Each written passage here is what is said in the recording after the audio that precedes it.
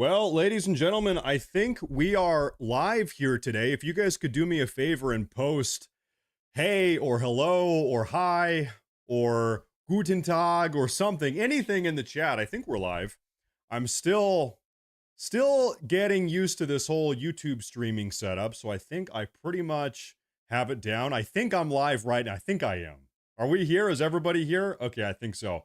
So anyway, here we are. We are live on YouTube. I'll tell you real quick, for the last 9 years, I have been a full-time streamer over on Twitch. And so it's only recently that we've been doing full-time political content here on YouTube. And then it's even more recent that I've been thinking, you know what, I kind of miss doing live streams. I really enjoy doing live streams and having a live, look at the live audience. It's like a machine gun. You guys are popping off, goodness gracious. So anyway, I've kind of been missing doing live streams. And so today we have a stellar announcement. Today we have a breaking news announcement, okay? This has been a long time in the making. This has been in the pipeline for a while, but starting today is the first day of weekly streams, but not just weekly streams. It's actually going to be Friday, Saturday, and Sunday at 7 p.m. Eastern. What is that? 4 p.m. Western. I'm on the West Coast. So anyway, 3 days a week, Friday, Saturday, Sunday, 7 p.m. Eastern, 4 p.m. Western. And we're going to be here every single week going forward. We are integrating the live streams. And of course, we're going to continue doing the daily news videos. It's not like I'm stopping videos. In fact, this is kind of also another exciting thing. I've recently been able to kind of streamline my workflow every day, such that now I can make most days 3 videos. For a long time, for months, I was only making 2 videos a day. So you guys are going to get sick of me, okay? Because now we're doing streams also on Friday, Saturday, Sunday, and then also on, I think probably 3 or 4 days a week. Now we're doing 3 videos a day as opposed to 2. So there's going to be so much Matt Morse community content that you guys are going to say, please stop. It's too much. Please take a day off. And I'll say, no. There's too much to talk about. So anyway, thank you all very much for tuning in today. This is going to be a great day. Yeah, that's my beautiful dog behind me, my beautiful German Shepherd. Her name is Laika, and she is named after the first, I guess the Soviet Cosmo dog, the first dog ever sent up into space. Regrettably, that dog, I don't think that dog came back alive, But anyway, I'm not going to send my dog into space. She's happy here in the office. She's more of an office dog than a space dog, I suppose. But anyway, here we are. So, ladies and gentlemen, today we have a lot to talk about, okay? Really 3 big topics, but I guess we're going to have to kind of see where the day takes us, where the conversation takes us. First and foremost, we have some breaking news talking about China, President Trump's tariffs, Xi Jinping. China is further capitulating to President Trump. And so we're going to read an article talking about that. We're going to watch a couple videos about that. We're going to break that down. Next, after we talk about China, President Trump tariffs, Xi Jinping, CCP, after we talk about that, then we are going to talk about the April jobs report that came out yesterday. And much to no one's surprise, Trump's economy is absolutely killing it. It is on fire. Much to the dismay of the progressive media apparatus, they're always saying Trump's economy, it's going down, it's terrible, the tariffs are destroying the country. Well, actually, now we have the April jobs report. And oh my goodness, I need to make sure I have my headset on. I'm seeing some of these super chats. I saw there was a membership a minute ago from Dan. Dan, thank you very much. And also it was Dan who became a member, and then it was Dan with a $50 super chat. Thank you very much, Dan. I appreciate that. I really do appreciate that. Thank you. I really do appreciate that. That goes a long way. I have listen, I don't know, maybe sometimes in my videos you guys think, man, this guy must hate immigrants. This guy, Matt Morse, he's got to hate immigrants. Well, hold up, slow down. I need to tell you something. This is my little secret. My wife is an immigrant. My wife is from Germany. I have a nice European German wife, and so we have 2 beautiful kids, 2 beautiful children, and who knows, maybe more someday. I think, oh, my wife is in the chat there, Plathy in the live chat. There she is. And maybe we have more kids coming soon. So all the super chats, it helps with the family. So thank you very much.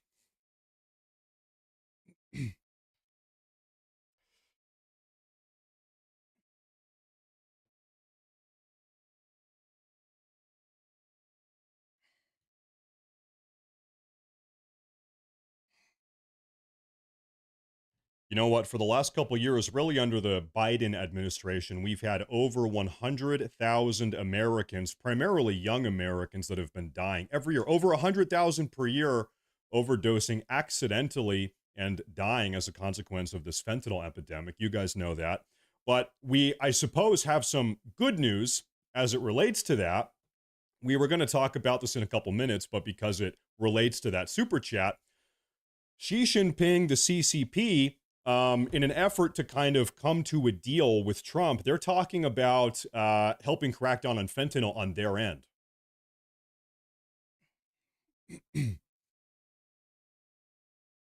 That's right.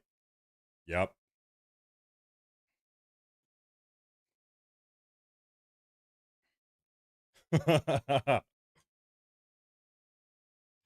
every time you call me AI, it's like I am a robot.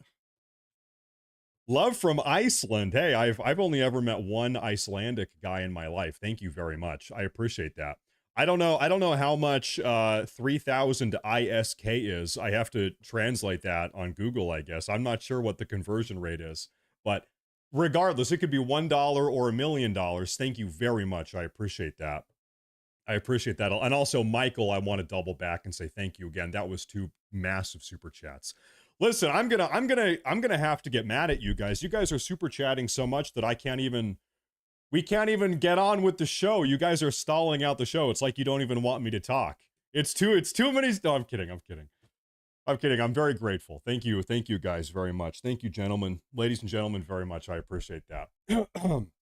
But yeah, no, things are looking good, and I think this is actually a good segue talking about China capitulating to Trump's tariffs and that whole dynamic. I think we can probably have a good segue and talk about what is going on with China as of earlier today. So let me transition us over here. Yeah, there you are. If you guys all say hello, you guys are below me now in the chat. Hi down there.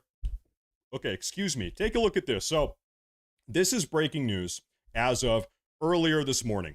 Just in, China is now quietly exempting tariffs on $40 billion worth of United States goods, Bloomberg News reports. And Joshua Brown, thank you very much.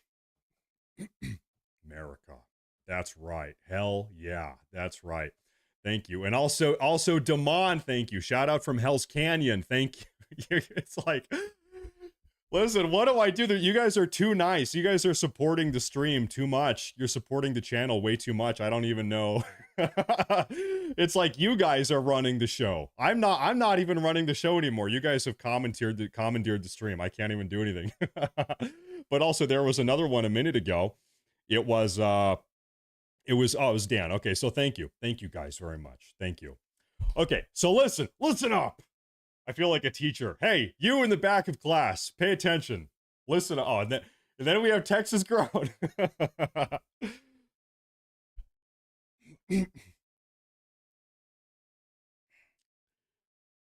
Things are so bad in China, they are eating shark fin soup. No, they're putting down the shark fin soup for mudcats and pickled pig's feet. Yeah. Hey, man. That sounds bad. That does sound bad. But also, shark fin sounds bad. Everything in China sounds bad. Can I tell you a little bit of a joke? I've been making these videos recently that are a little bit critical of China and the CCP. And it occurred to me, I'm probably banned from China. Like if I were to try to get on an airplane and go on a vacation to Beijing or whatever, they would probably arrest me in the airport for being a Western propagandist or whatever they would call me, and then I would rot. I'd rot away in a CCP prison cell. I probably can never go to China ever. But you know what? That's okay. That doesn't bother me. Everything is fine over here in America. LC Lou with the $9.99. Thank you very much. Thank you very much. I appreciate that. Yeah, no, if I went to China, I would never return. You guys would never hear from me again. So, but anyway, listen, never mind. Don't listen because we have Martin D in the chat.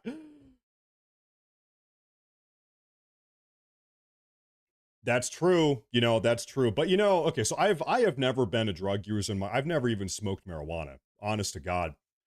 However, I understand asking young teenagers and early 20s people to not do drugs. It's like it's probably not going to happen. I think most young adults they experiment with marijuana or something, whatever, some party drug. They're at a club or something.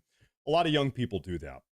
And so, normally that's, I guess, like kind of not a problem. Where it becomes a problem is when all of the drugs circulating in our society are laced with Chinese fentanyl. Then you have a problem. Then you go from it's like, yeah, you shouldn't have done that, but it's not a big deal, whatever, you're a young adult, versus, and you accidentally overdosed and now you're dead because we have an open border and Mexican cartels and the CCP flooding the country with fentanyl laced party drugs and fentanyl laced marijuana or whatever, right? So what is originally kind of like a benign young adult coming of age experience, you try some drug, whatever, that very quickly becomes, you've tried one drug and now you're boom, dead. So it is a big problem, massive problem.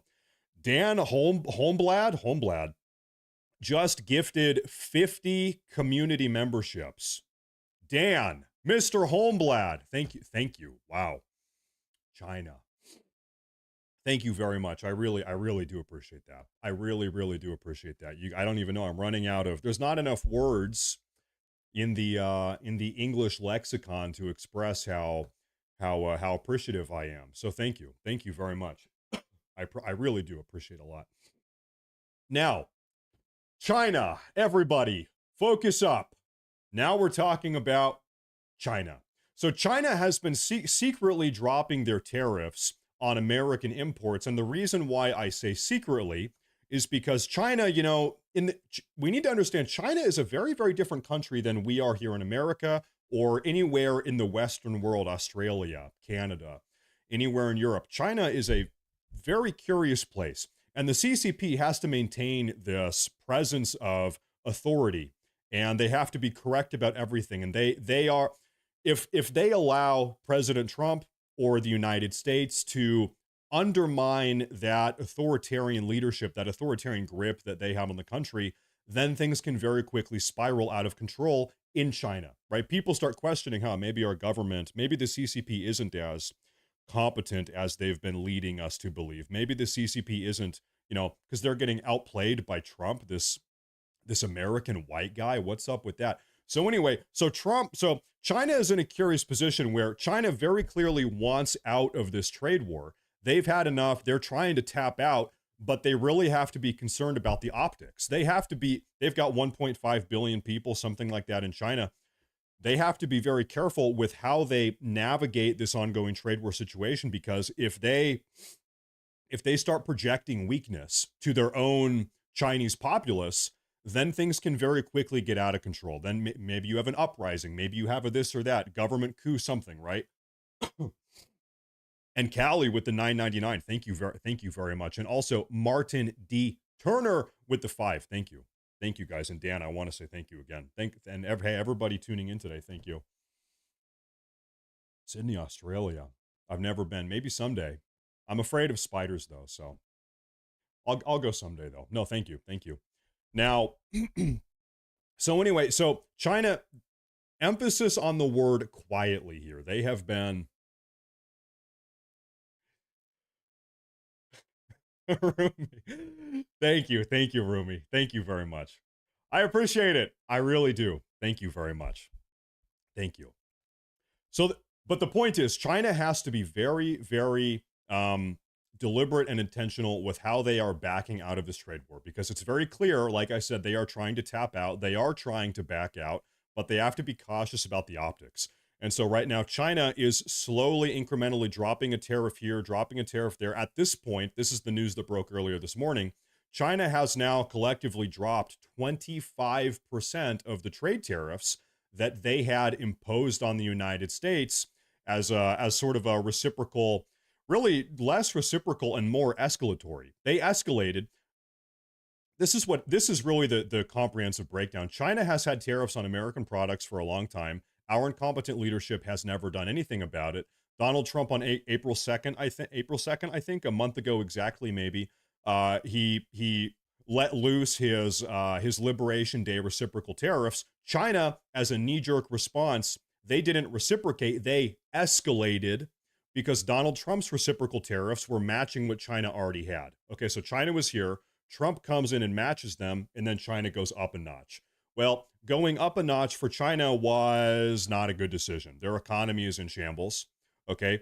The Chinese currency is the lowest it's been since like 2002. Their currency is spiraling down. The Chinese, they have their own independent stock market. The Chinese stock market is doing worse than ours. And by the way, our stock market is actually back. The Dow Jones is back. The S&P 500 is back. And we're going to talk about that here in a couple minutes.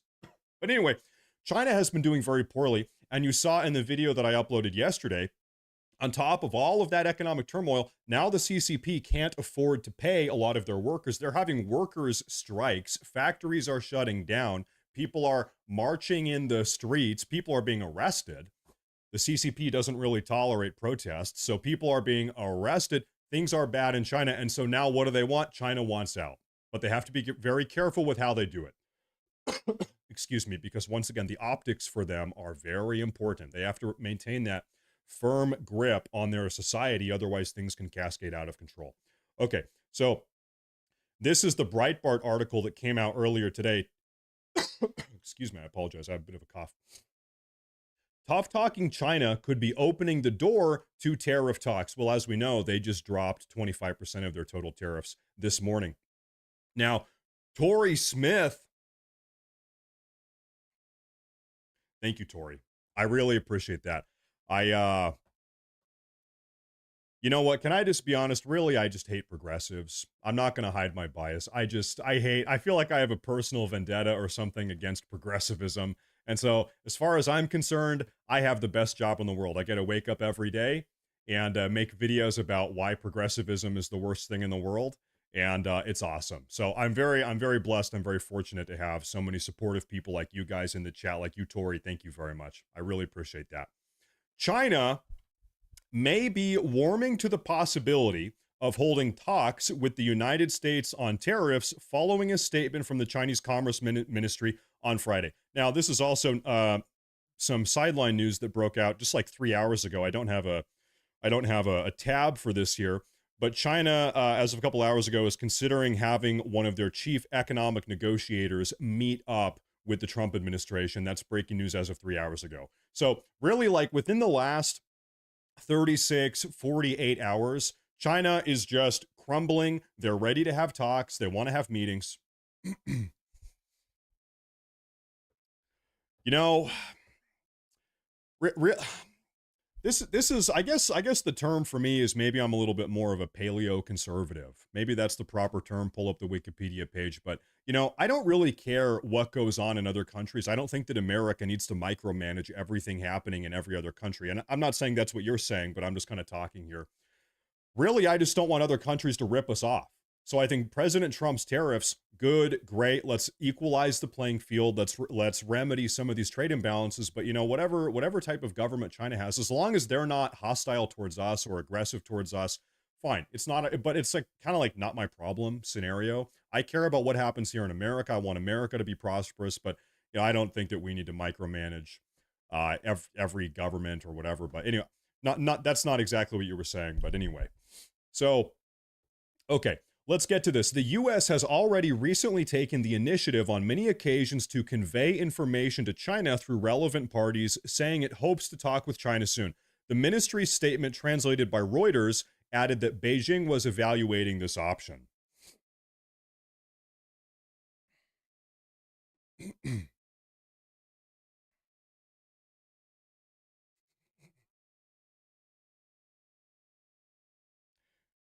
my AI generated voice. You know,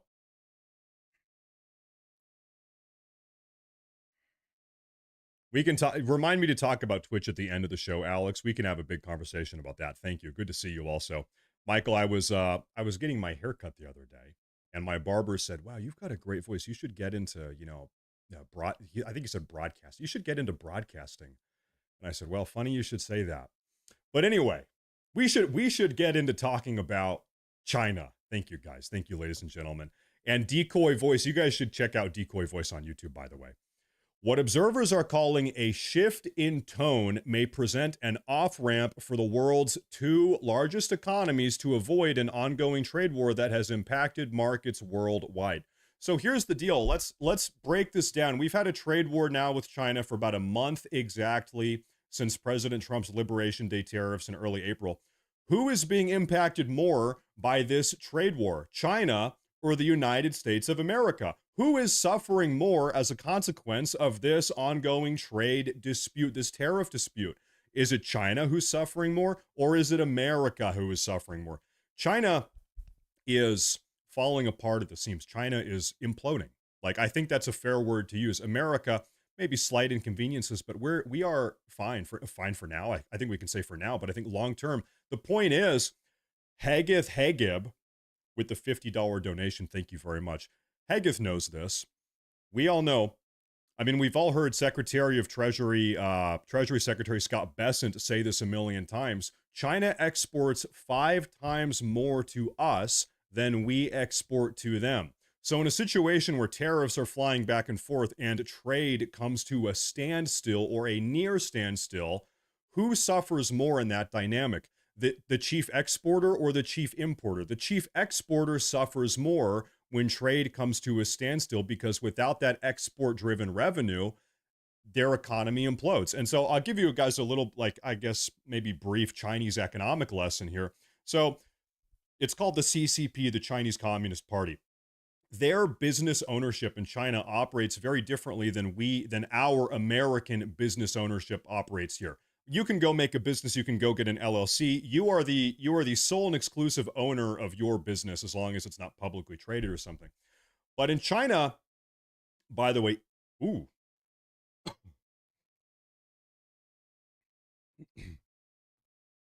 Okay, let me finish my thought, then we'll talk about that. I like that donation. Let's talk about it here in a minute. Thank you very much, by the way. Thank you very, very much. Remind me to talk about that in a second. So China has no such concept of sole and exclusive private business ownership. Okay, the CCP or their regional sort of like state representatives, pretty much the CCP owns at least some share of every single business that is in China. Okay, and so the CCP ownership of every business in China, some businesses the CCP owns more. Other businesses in China, the CCP owns less, but to some degree, the CCP is involved directly in every single business, every single company that is in that country. And so with a lot of these companies or businesses that are owned in larger part by the Chinese government, when in this case revenue goes down because tariffs have been sort of like entered the playing field, their economy kind of dries up. What happens? The CCP can't pay their workers. Okay. A lot of that company revenue is actually coming from the government, from the state government. Okay. So right now, this is what has led to worker layoffs and factories closing down and worker strikes. We're seeing now, well, not strikes, but riots and protests on the street. And so that's kind of what is causing this. We have a much more, robust and immune economy to trade wars like this. China is much more susceptible to economic turbulence, at least the type that we're seeing right now. So China is, like I said, imploding, screwed, not doing well. Now, this is kind of on a different topic real quick. Brenda, by the way, Brenda Spears, thank you very, very much. I appreciate that. Thank you. But also, as established 1776, okay, he says, we need to bring back some good old-fashioned American isolationism. You know, I would maybe make the argument real quick that America was never isolationist. We just knew which global pursuits are worth our time and which ones are not worth our time. Okay, but from 1776 up until now, we have always been expanding and taking territory. We've been pushing west across the American frontier. After the Spanish-American War, we took the Philippines and we took Puerto Rico and we took Guam. In fact, this is what in the 1850s under President Polk during the Mexican-American War, We invaded all the way down to Mexico City. We could have taken half of Mexico. We decided not to, but we did end up keeping New Mexico and Arizona and Southern California. We bought everything west of the Mississippi and the Louisiana Purchase from Napoleon Bonaparte. So we purchased Alaska likewise. So we have always been expansionist in a way, but it was intelligently expansionist. It was this is going to sound hard to believe, I know. There was a point in this country's history where we had competent leadership. I know it's crazy. And by the way, I do think the Trump administration is competent. So I'm not throwing shade at the Trump administration, but there was a point in this country where for like 150 years, we actually had intelligent, competent people leading this country. And lo and behold, our country was incredibly prosperous. And then the intellectual capital of our leadership has slowly gone down, and we've gotten involved in geopolitical endeavor after geopolitical endeavor that has really just ended up screwing our country over.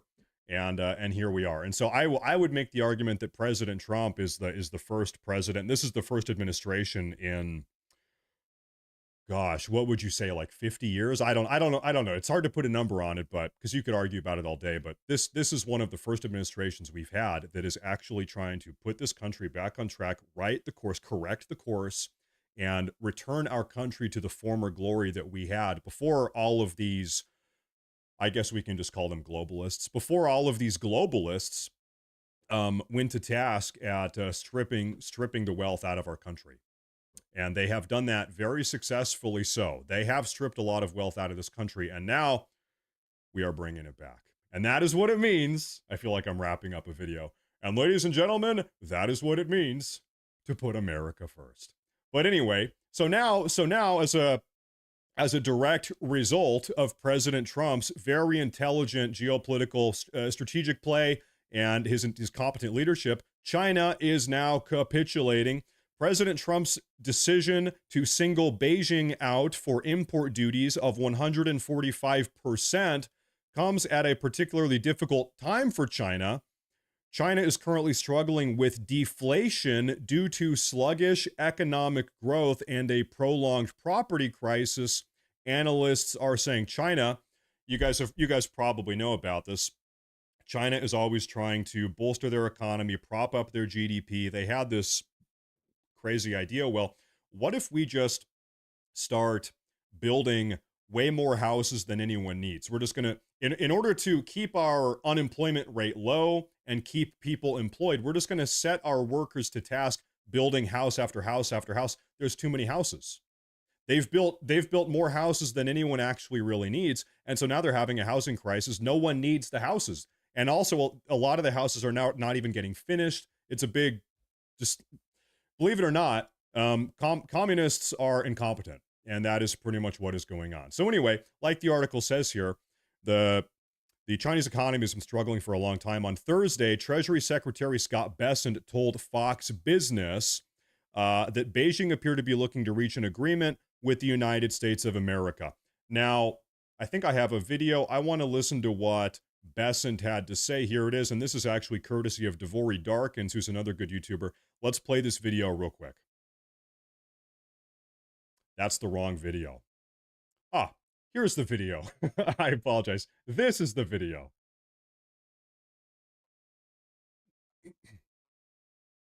Oh, I realize my audio is muted. I apologize. Okay.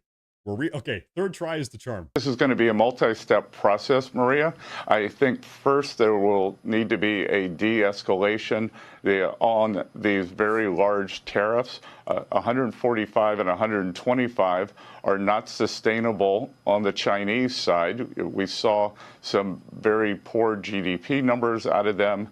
Out of China yesterday. We're now seeing very large estimates of job growth loss from 5 to 10 million jobs. And by the way, we're going to talk about this here in a minute. While Chinese jobs are getting deleted, poof, they're gone. What's happening here in America? Ladies and gentlemen, we just got the April jobs report this morning.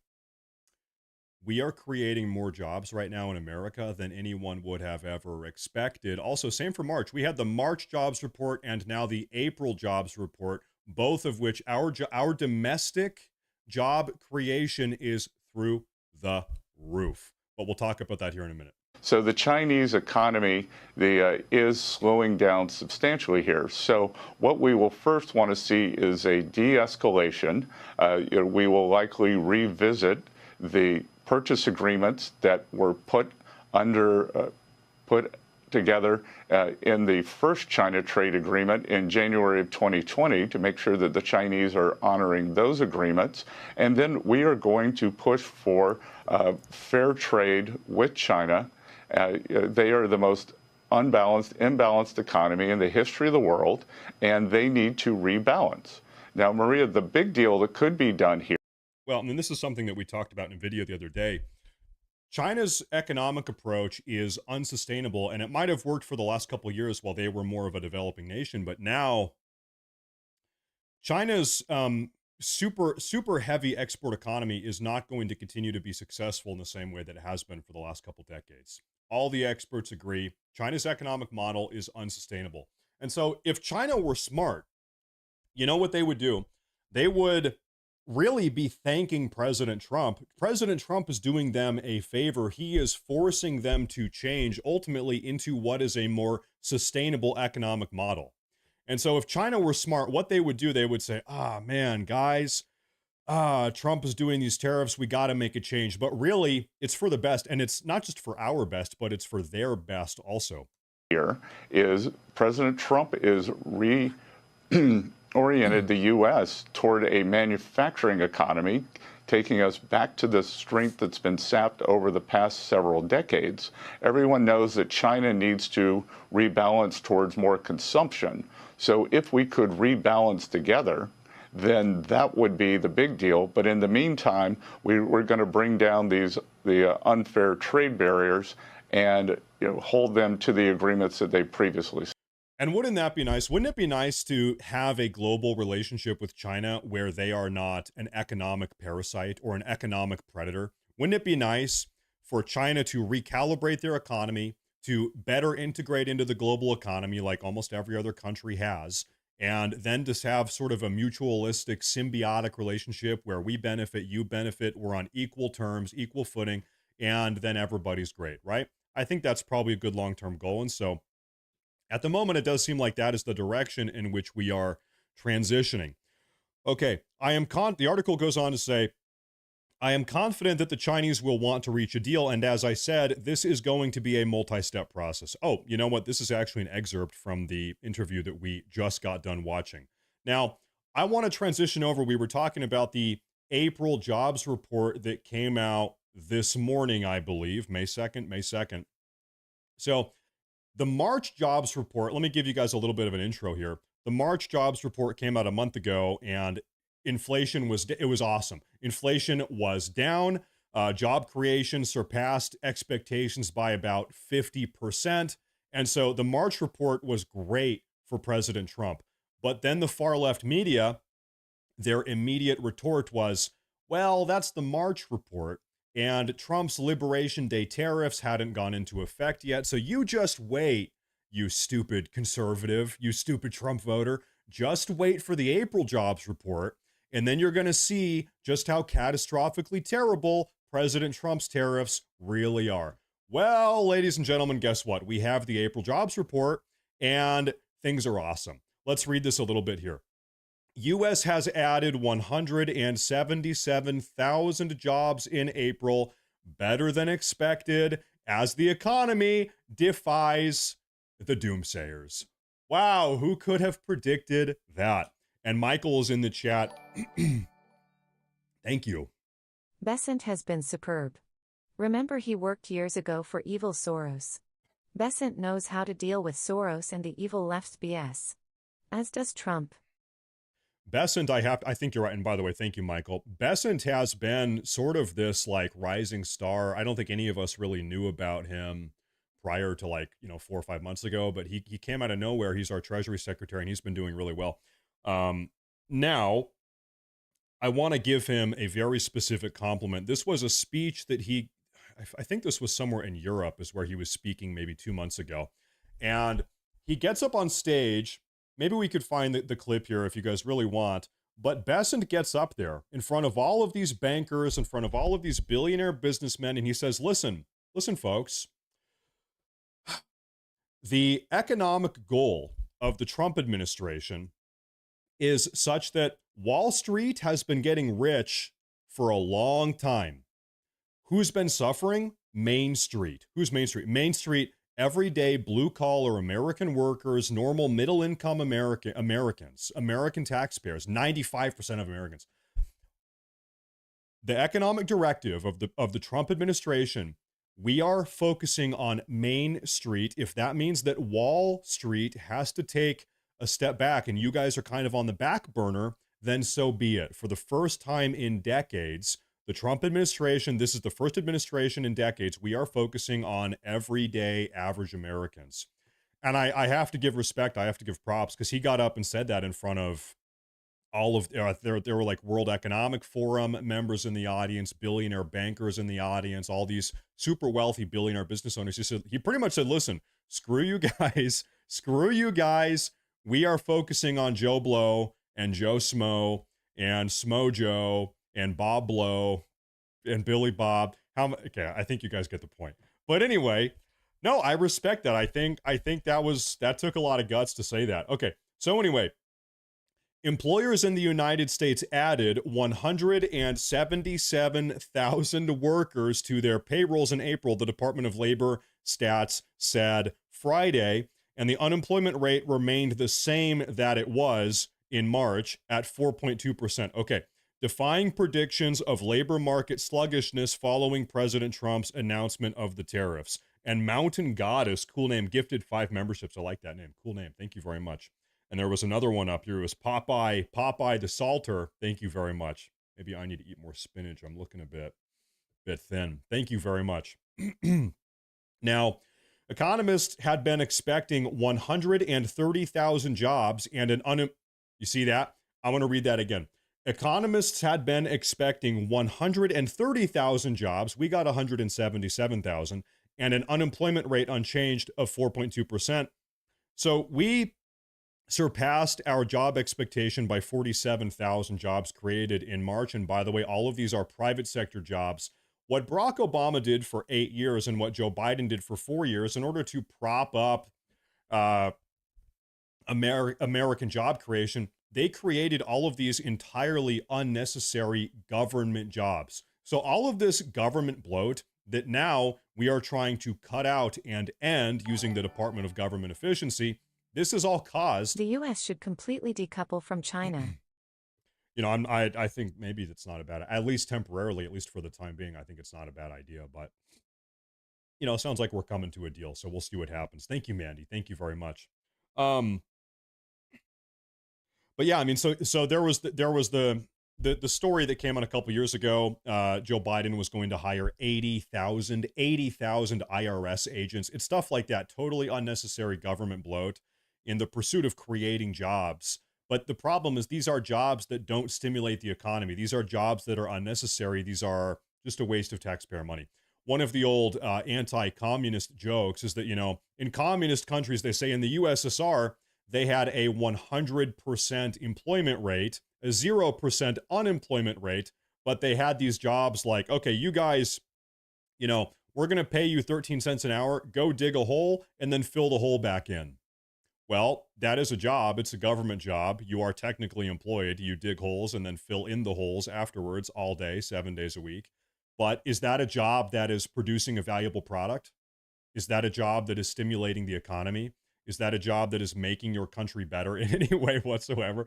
No, it's incompetence. And so anyway, so we had a lot of those type of jobs created under Obama and under Biden to say, oh, look how many jobs we made. Yeah, well, really, how valuable are those jobs? Some really important jobs, they're called private sector jobs. Who here in the chat owns a business? Say, me in the chat if you're a small business owner. You are the type of person, small American business owner. We want more of that. We want you to make a business and hire people. And this is stuff that benefits the American economy, not, you know, paper pusher number 97,000 in some bureaucratic office that really ultimately does nothing, right? So anyway, Now let's move on to the Devory Darkins video where he talks about these jobs that were created in April. All right, breaking moments ago, the April jobs report just released showing steady gains amid some economic uncertainty. I want to bring in CNN's Matt Egan, who joins me now with more. All right, what are we seeing in the numbers? What is the context here? Yeah, Omar, we were bracing for a slowdown in the jobs market. We did not get that. We got steady hiring. This jobs market is just relentless. Let me run you through the key numbers. Yeah, let's do it. 177,000 jobs were added in the month of April. And once again, they were only expecting 130,000. So I need to hammer this home. I'm sure a lot of you guys feel so vindicated. This April jobs report is vindicating. That is the perfect word, because for the last 30 days, we have all had to sit here every single day and get berated by people in the left-wing mainstream media, or your progressive aunt, or your Democrat voting cousin, or whatever, who said, these tariffs are going to destroy the economy. President Trump's tariffs are going to make the American economy implode. Well, guess what? They were wrong. Well, guess what? We were right for 2 months in a row now. And by the way, April, this includes all of the Liberation Day tariff stuff that's been going on. Things are going very well. That easily beat forecasts for 135,000. So not even close there. The unemployment rate stayed low. It stayed at 4.2%. When we look at where the jobs are right now, we're seeing solid gains in a number of places. Accommodation and food. You know, real quick, something that's worth keeping in mind. Think of all of the government jobs, the federal jobs that have been cut. All of the jobs, all of the unnecessary bloat that the DOGE, the Department of Government Efficiency, is actively cutting out every day, every week, every month. So this is 177,000 after we lost who knows how many in the federal government. And so really, when you say, okay, how many private sector jobs have we made, could be closer to 200 or 250, because you know there's an offset here as well. Accommodation and food services, right? Restaurants, hotels, hospitals, healthcare, private education, all of them adding jobs. One place where we saw a loss of jobs again was the federal government as the DOGE cuts to the workforce. Really? You don't say. Whatever will we do? Continue. But still, when we really zoom out here, this jobs market has been solid, right? I mean, 177,000 jobs. That, when we look at the trend, look at this. We saw that March was actually significantly revised lower to 185,000 jobs added. That's down from the original report. So you can see that there really isn't all that much of a change here. And these are still very solid numbers. Now, this is a big contrast to what's shown up in the surveys, right? We've seen so much gloom and doom from consumers, small business owners, CEOs. There's all of these concerns about. To be very clear, I know we are on CNN right now, so they have to say this, but to be very clear, the only gloom and doom about President Trump's economy, it's coming from places like CNN or the Associated Press or MSNBC or AB. So you guys know where the doom and gloom is coming from. Do you think average everyday Americans are feeling a doom and gloom in the economy? Interest rates are down. Gas is the cheapest it's been in 20 years. I don't know. We're going to talk about that here in a minute. After World War I, the U.S. rejected the League of Nations and embraced isolationism, per Grok. Big conversation, unrelated to what we're talking about right now. Maybe at the end of the show we can talk about that, but I think it's a little bit more complex than that. But I think you could say getting involved in World War I was definitely not isolationist. And then very shortly after, we got involved in World War II also, right? Which is also not isolationist. About the economy, about the trade war. One thing I would note as we look at the market reaction, futures were up ahead of this. They remain up. One thing I would just stress is that this does not mean that the economy is out of the woods, right? It does not take off the risk. Look at this. So here we have 2 months in a row of stellar job performance, of stellar economic performance under President Trump. And still CNN, in spite of all of that, everything is through the roof. Still CNN has to say, well, things still might be terrible. Well, just give it time. Things still might be terrible. Well, don't get too excited yet because President Trump's economy might still implode. So Okay. All right. Thank you, CNN. Thank you. Risk of a recession, right? Because there is the risk that there's a demand shock, there's a hit to the jobs market that just isn't visible yet in the data, right? That it's something that we could be seeing more in May and in June. I talked to RSM economist Joe Bruce Willis, and he told me, look, in some ways, this could be kind of like the last call for the economy, right? Kind of like on a Saturday night, this is the last song. Enjoy it while it lasts because there are all of these risks ahead. So I think the big question is this the calm before the storm, or is it the calm before the calm? And I think we're only going to get that answer. Is it the calm before the storm, meaning things are going to get worse, or is it the calm before the calm, meaning things are going to stay the same? I have a third proposal here, Mr. CNN. What if it is the calm before the boom?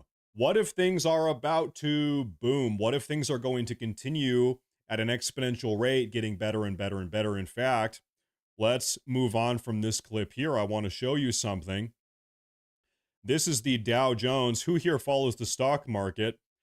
The Dow Jones has had 9 straight days of gains. The S&P 500 has its longest win streak in over 20 years. This is this morning breaking news.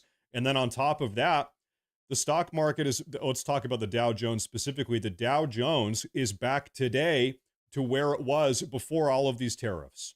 So all of the people that were collectively losing their minds, they were going ballistic, they're going crazy about Trump's economic impact on the stock market. Guess what? The stock market is back to where it was, and even then a little bit. Things have totally recovered. Things are just fine. Imagine that. It was just a bunch of fear-mongering. So there's something else I want to, and let's talk about why here. Why is Trump's economy doing so well? Well, this is posted on the White House, the official whitehouse.gov website earlier today.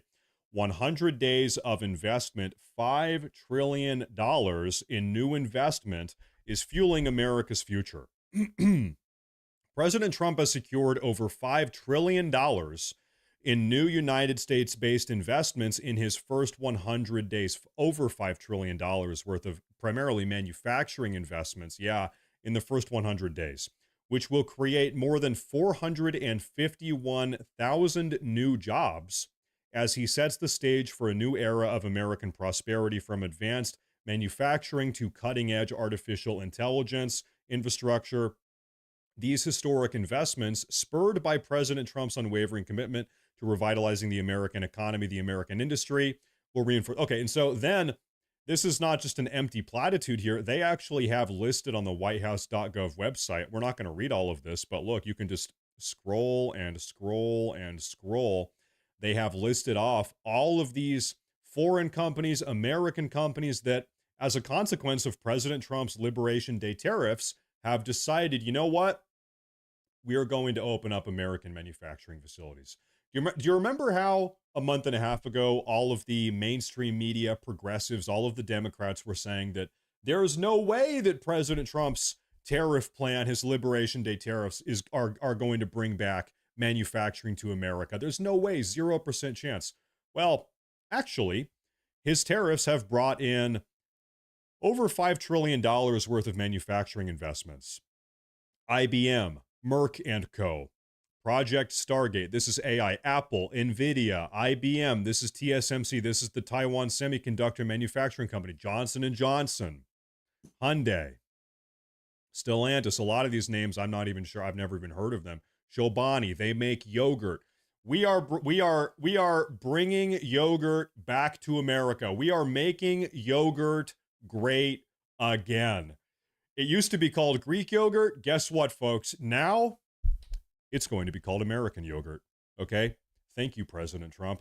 I've been calling it American yogurt for years, and finally, it's actually happening. Let's go. We got the yogurt back in the country. The Belgrade. So anyway, there's too many to even read here. Toyota Motor Company, whatever. There's too many. Over $5 trillion worth of manufacturing investments. Yeah, MYGA, make yogurt great again. Exactly. And then on top of that, we're talking about President Trump's, hold up real quick. I'm sure you saw the WH presser with Trump and all the big CEOs the other day. They wouldn't be there unless the economy was about to go boom. You want to know what? I actually did not see that. I think I saw like one or two clips as I was scrolling Twitter, but I think we were out of the house when that was happening. I did not watch that. So maybe later today, if we have time, maybe we can put that on and we can watch a couple clips. But anyway, yeah, no, you're probably right. And also, by the way, thank you for the 10. I appreciate that. Thank you, Michael. Thank you. This is one of the number one things that has contributed to a decrease in inflation so far in America. It's all the savings that the DOGE has found, has rooted out in our federal government. Over $160 billion worth of, they say, waste, fraud, and abuse within our federal government. And so President Trump released a statement talking about the economy so far earlier today. This is from him. Gasoline just broke $1.98 per gallon. This is the lowest in years. Groceries and eggs are down. Energy is down. Mortgage rates are down. Employment is strong. Really, it's through the roof. Employment is through the roof. And much more good news as billions of dollars pour in from our tariffs. Just like I said, and we're only in a transition stage, just getting started. He's right. Everything that's happened so far, guys, it's the first 100 days, 103 days or whatever it is. But anyway, he hasn't even been in office for 4 months. And already the border is completely shut down. It's like 99.99% shut down. We are deporting people from the interior of the United States as opposed to, I don't know if you guys saw the video I uploaded about this yesterday, but Barack Obama and Joe Biden for a long time, they had reclassified what a deportation is. There's something called a turnaway, where Border Patrol apprehends someone at the border as they are attempting to illegally cross the border. And then they say, hey, we got you. Go home. You're not coming in the country. We apprehended you. Turn around. That's a turnaway. Barack Obama and Joe Biden, they were counting turnaways as deportations. So whenever you hear someone say Barack Obama, Joe Biden, they had so many deportations. In fact, one of the narratives right now is that Barack Obama had more deportations than President Trump. Well, guess what? It's because they were counting turnaways as opposed to what President Trump is doing right now. President Trump and his ICE agents are actually doing the real difficult work. What is that work? They are snatching illegal immigrants that are in this country illegally in the interior of the United States that are living in the country embedded in your neighborhoods and getting rid of those people. And thank God those people have got to go. Every single one of them has got to go. But anyway, you can understand that task, that endeavor of getting people out of the interior. I own a welding company. We just hired our 13th employee, our most ever. I'm swamped. Oh, educated. Hey, dude. Hey, long time no see. That's great. My cousin is a welder. What does a welder do? They take two pieces of metal and they turn them into one piece of metal. And that's, listen, that's one of the most important jobs. Really, it is one of the most important jobs. Thank you, educated. Thank you very much. Awesome. Congratulations also, by the way. Thank you. Consumers have been waiting for years to see pricing come down. Finally, prices are coming down. No inflation. The Fed should lower its rate. Now, who here knows why President Trump has been pushing Jerome Powell and the Federal Reserve to drop interest rates? Why is he doing that? There's kind of you could call it maybe even a secret plan on the back burner here. We'll talk about it here in a second, but I see this donation here. Boomers still believe legacy media. They need to step into this century. Love your channel, smiling face with hearts emoji. Helga, thank you very much. Cute dog, by the way. Thank you very much. You know, I think a lot of people are still watching legacy media. It's a problem. I don't know. What are we going to do about it? I guess every day we are doing something about it right now in a way. So thank you, Helga. There is a kind of back burner objective, and the goal, well, I guess this is kind of speculative, but this is what a lot of experts are talking about. A lot of people are saying this, is that in the next 12 months, the United States has to refinance a bunch of its debt, okay? Just like your debt, your mortgage, or your car payment, or your credit card payments, there is an interest rate. And of course, America as a country, we have an interest rate associated with the debt that we have also. So what President Trump, this is what a lot of people are speculating at least, is he wants the Federal Reserve to drop interest rates, at which point he can strategically refinance a lot of our national debt to reduce our deficit. Because right now, a huge portion of our national deficit, that's the money that we spend every year as a country, is tied to servicing our national debt. And so I've heard numbers floated. If Trump is able to have the Fed drop interest rates, he can refinance like 150 to 200 billion dollars a year out of our federal budget just by tweaking the interest rate. Who here has messed around with a mortgage interest rate calculator? Okay, if I have this loan, a $200,000 loan, and interest rates are 7% versus interest rates are 5%, you've seen just how big of a deal a 1% or a 2% change in interest rates really is, right? It can be thousands of dollars a month on a mortgage or something, right? It's a big deal. And so what Trump is trying to do, allegedly, is drop the rates, refinance the debt in order to refinance hundreds of billions of dollars out of our deficit. So that's why a couple times a week you hear Trump drop the rates, drop the rates, drop the rates. It's not for no reason. There is a plan associated with this. Now, ladies and gentlemen, at this point in today's show, I would like to talk about something very controversial. We are going to talk about the Shiloh story. So, before we move on to that, why don't we talk here for a second? This is the controversial part of the day. Carol, thank you. Matt, my parents epitomized the greatest generation and would be disappointed at the hash of Americans unwilling to make a few sacrifices to save the U.S. I think you're right. This country was built on sacrifice. There's that old trope. How does it go? It says weak men create hard times create strong men create good times create weak men. And so I think there's a lot of truth to that. It is a little bit tropey, but I think it is true. And so what has happened through American history is a lot of good men and women have created good times. And those good times, those prosperous American times have created weak men. And now weak men have created the difficult times that we are in. And so now there comes a time in the course of a country where you kind of have to buckle down and fix things. And that might mean making some sacrifices and kind of biting the bullet a little bit, but sometimes that has to happen. So I think you're right. Now, let's talk about Shiloh. This is where things get a little bit controversial. So I want to give you guys a little bit of a background here. If you have not heard the introduction to this story, this happened yesterday afternoon. Excuse me. This woman was at a playground with, I think, in Minnesota with her child.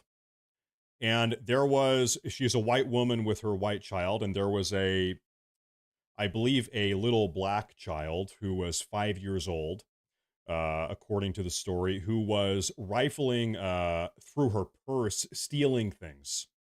This child, who happened to be black, was stealing things from her purse. She called the child a racial slur. She called the child, this 5-year-old boy who was stealing things from her, she called this young black kid not a racial slur, the racial slur.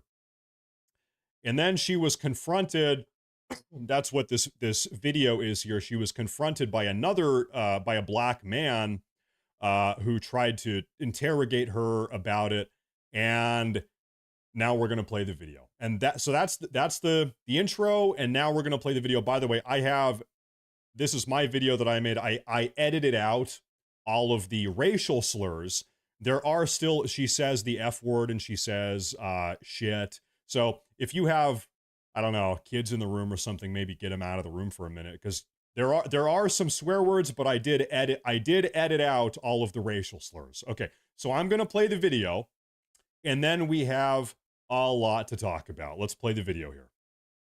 What the fuck you talking Did you about? call the child word? None of your fucking business. It is my own business. You call him a... Okay, why don't you have the balls to say it right now again? Fuck you. Okay. All right, that's what you said. So he says, "Why don't you have the balls to say it again?" And then she says, and then she calls him that. And then she calls him that another 5 times. Okay. You don't go digging through people's shit, you dumb fuck. Nobody dig into your shit. A little fucking kid just did, you dumbass. That little kid, you call him a... Yeah. The little child? What if he acts like one? He's gonna. Are you about to hit him? You chase him here?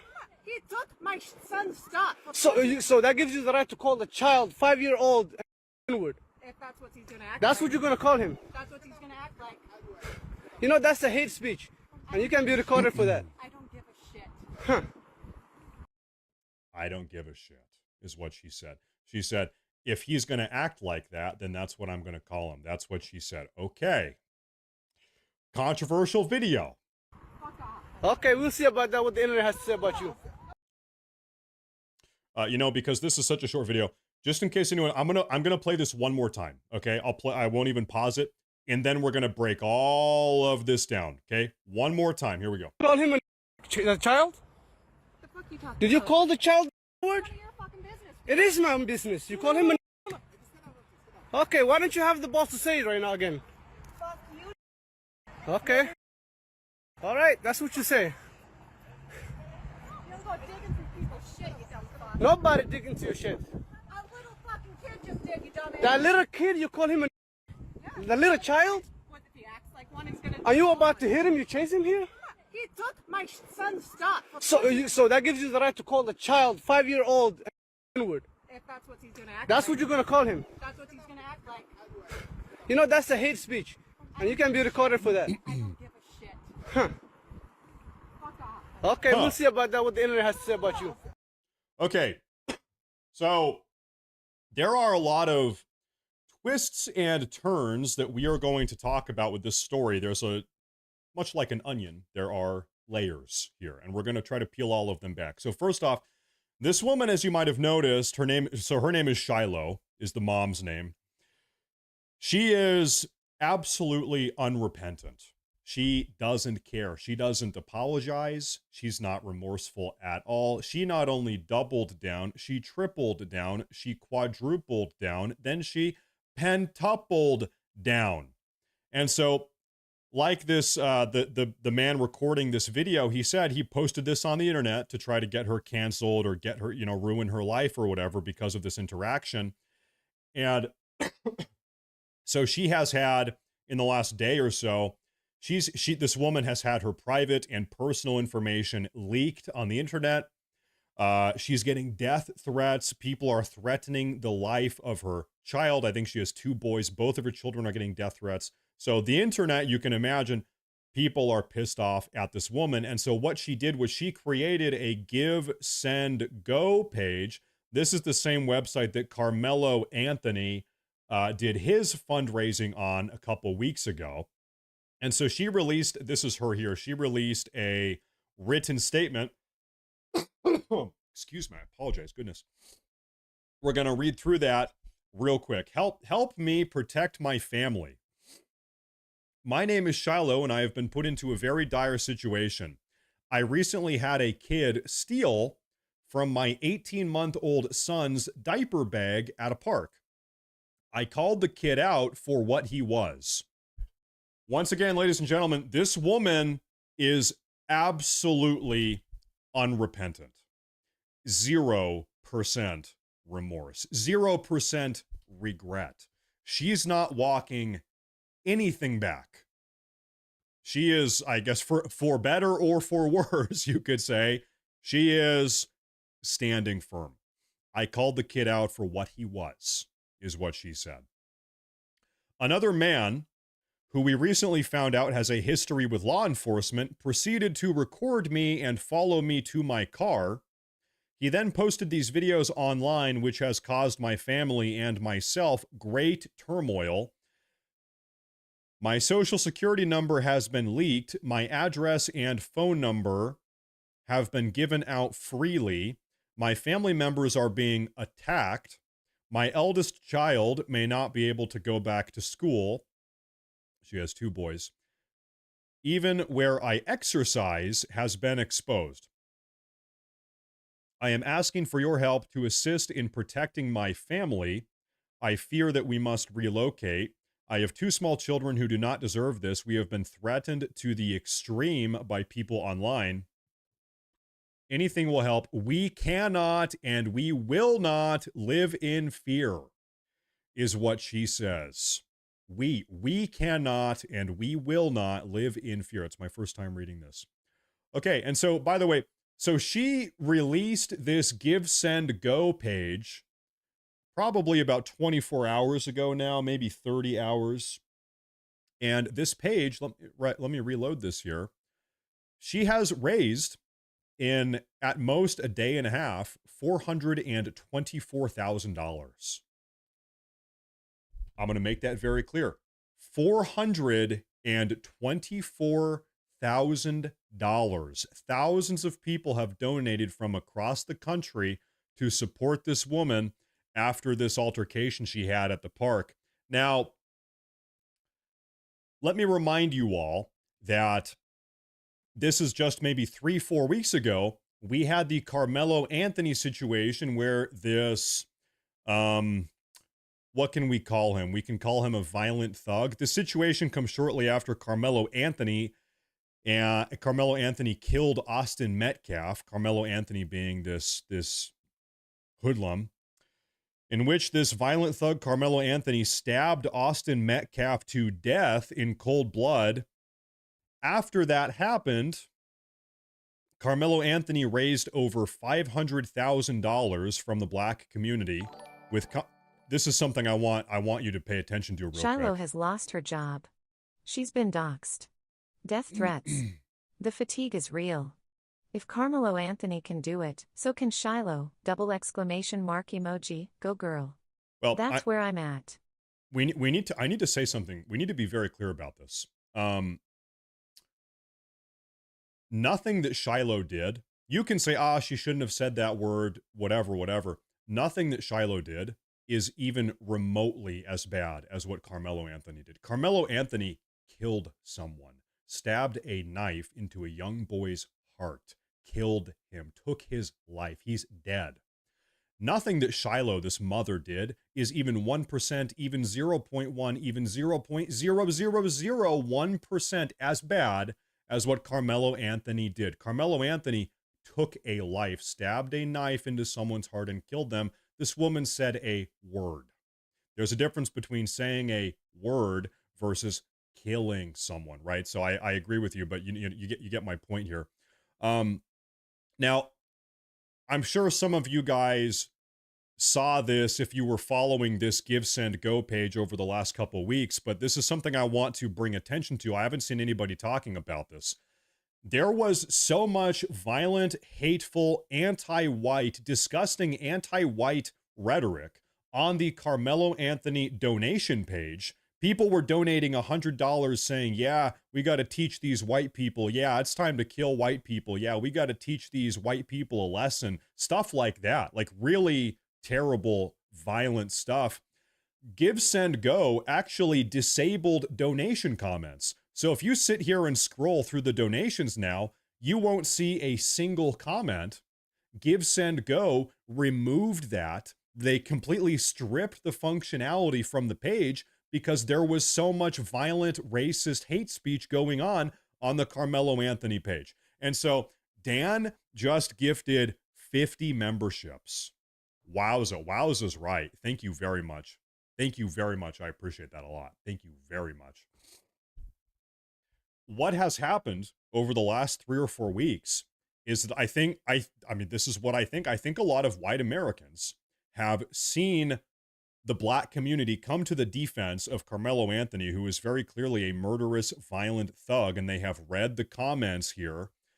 They have seen all of the hateful anti-white rhetoric, and I think what's happening across the country is white people are starting to say, hold up, listen, we're tired of being blamed for everything. We're tired of being, the great Satan of society. We're tired of every other group in society being able to act in the best interests of their own group, but we're not allowed to do that. You're seeing a lot of other, I don't know, it's hard to put words to.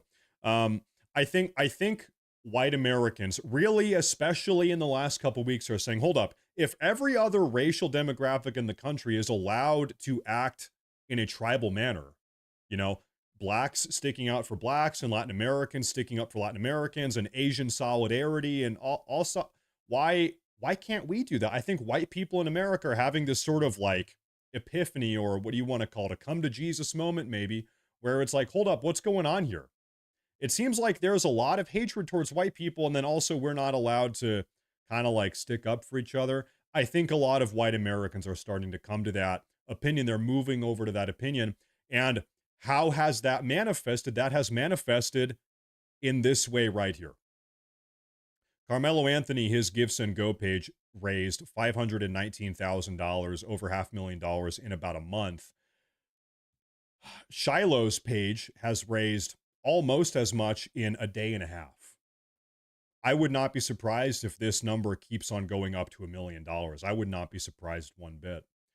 And so I think we are, I think that's kind of the point. I mean, I think it's fair to acknowledge that race relations are pretty bad right now.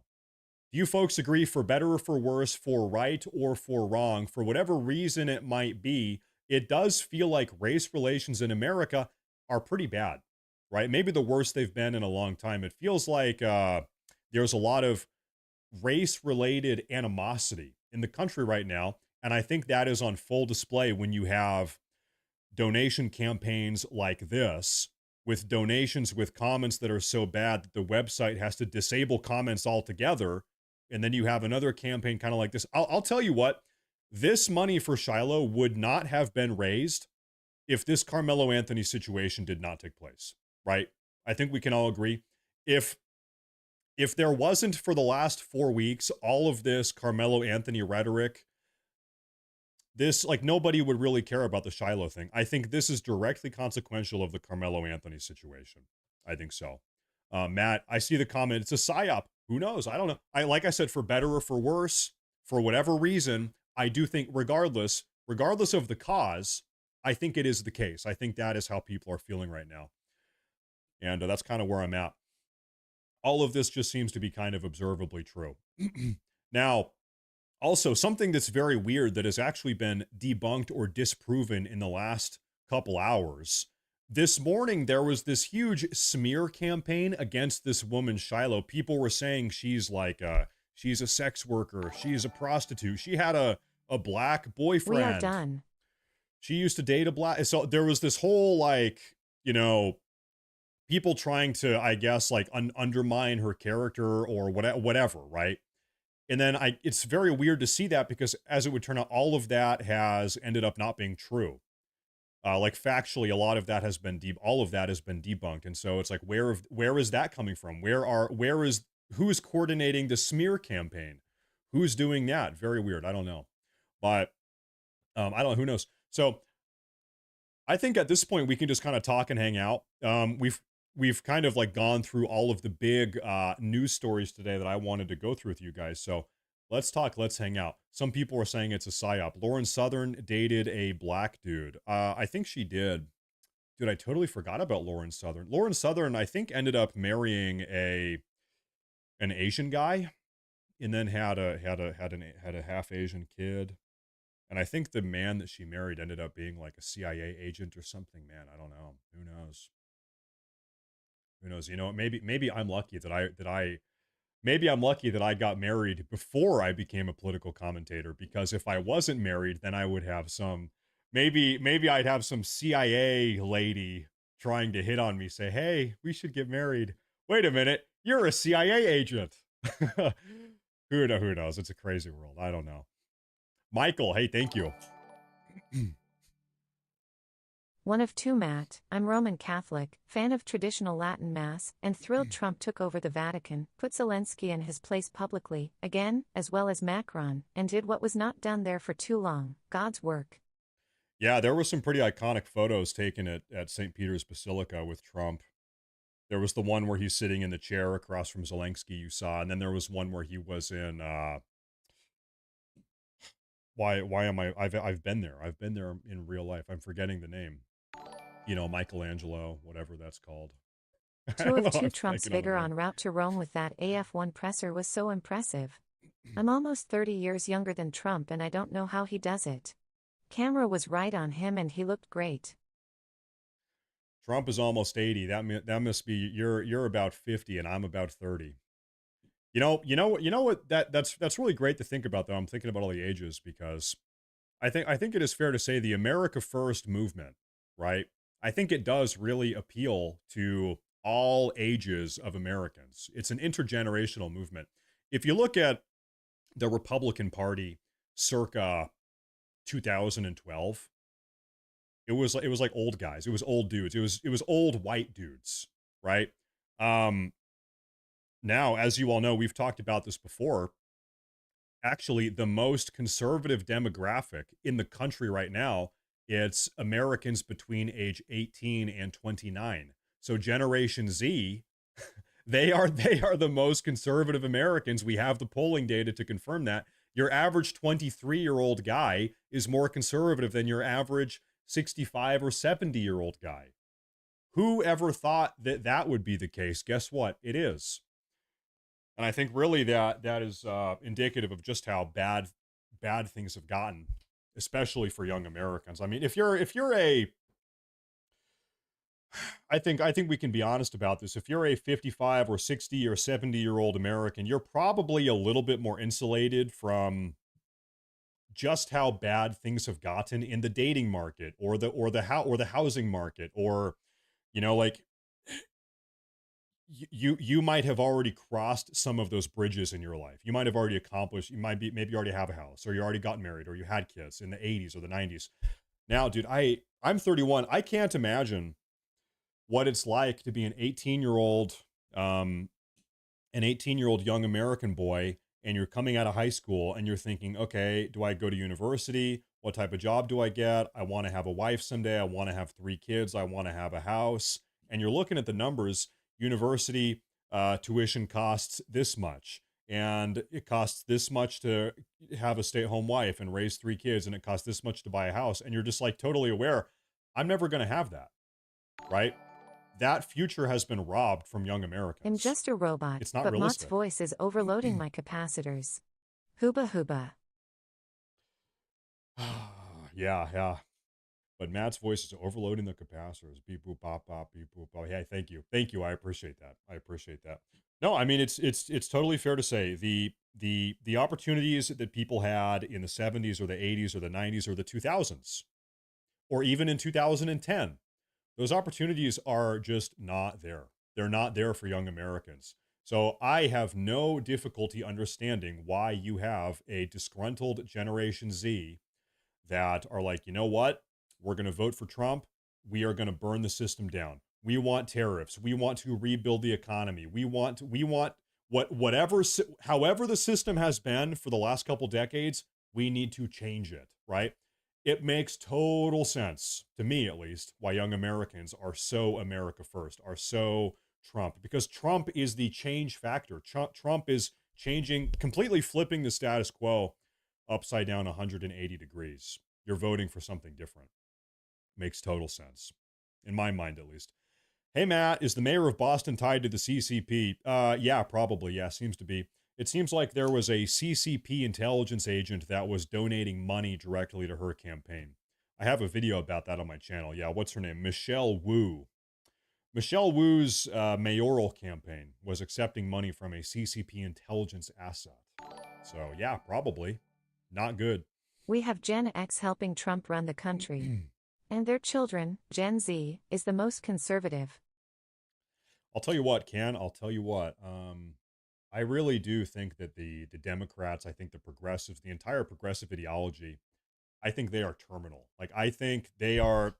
If you're a senior ranking Democrat, you have to know your party is facing right now existential crisis. Your party has no future. All of your voters are getting deported. All of your voters, aka illegal immigrants, are getting deported. The border has been closed down, meaning you're not getting more of those illegal immigrant voters. You've lost the youngest up and coming generation. So I don't know. I don't know what it's going to take for the Democrats to get back on track and try to fix their party, but right now it's complete and total implosion. They have no future. Nothing. And I think the intelligent ones probably know that. So I would guess that in 2028, when we have another presidential election, I'll tell you what, guys, ladies and gentlemen, I think the 2028 primary season, both the Democrat primary and the Republican primary. I think it's going to be so entertaining. Political opinions aside, it's going to be good content. It's going to be like watching a really entertaining TV show, because now in 2020, there wasn't really a Republican primary. We knew it was Trump. In 2024, there wasn't really a Republican primary. We knew it was Trump. Okay, so on the Republican side, Trump can't run again. It's not going to be Trump, probably. So then who is it going to be? So we're going to actually have, for the first time in, it'll be 12 years. For the first time in 12 years, we will be having an actual Republican primary where you have 8 Republicans up on stage and then we get to choose. Okay, that's exciting. That's kind of reminiscent of 2016, right? So that'll be exciting. That'll be fun. And then also on the left side of the aisle, on the Democrat side of the aisle, there's going to be a referendum on progressivism, or is the party going to be more centrist, right? Which way does the Democrat Party kind of shift? Are they going to continue becoming radically progressive? Are they going to pick someone like AOC, or do they become a little bit more centrist and they pick who's the black dude? What's his name? Stephen A. Smith. Maybe they do Stephen A. Smith. I don't know. Who knows? But I think there's going to be a big ideological battle taking place in a couple years on the Democrat side of the aisle. I think so.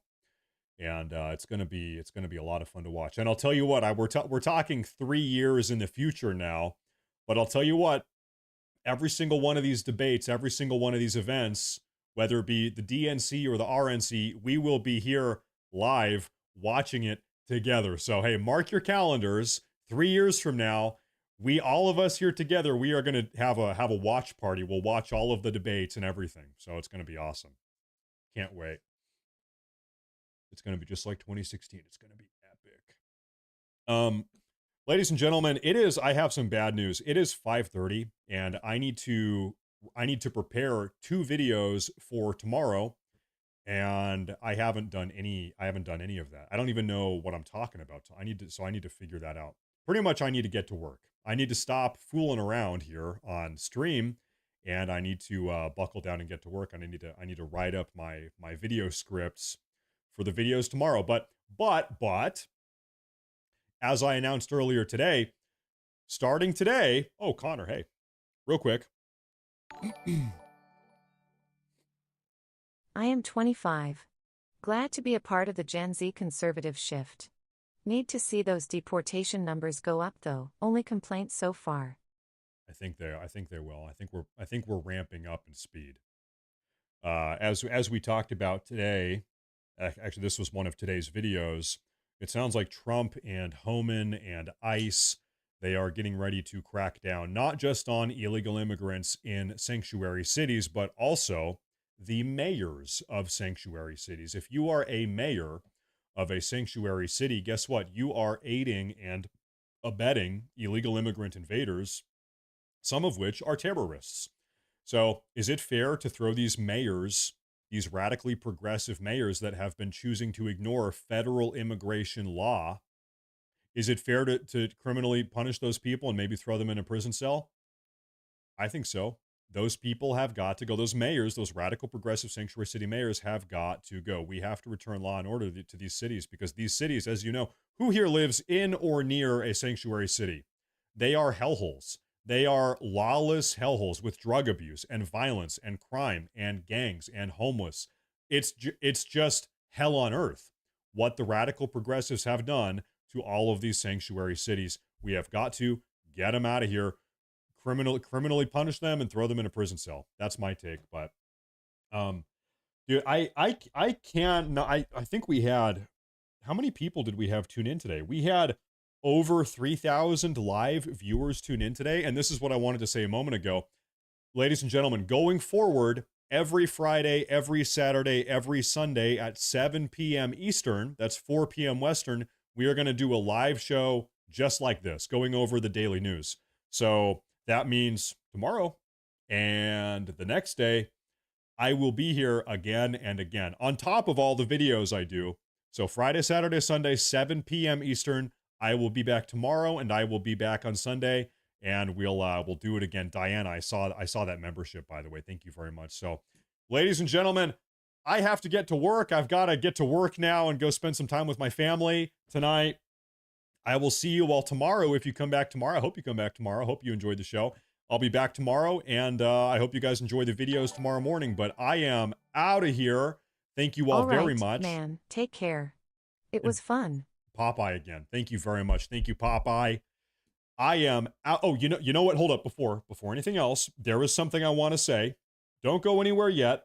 I'm trying to get more people to follow the Twitter account. Every day I promote the Facebook account.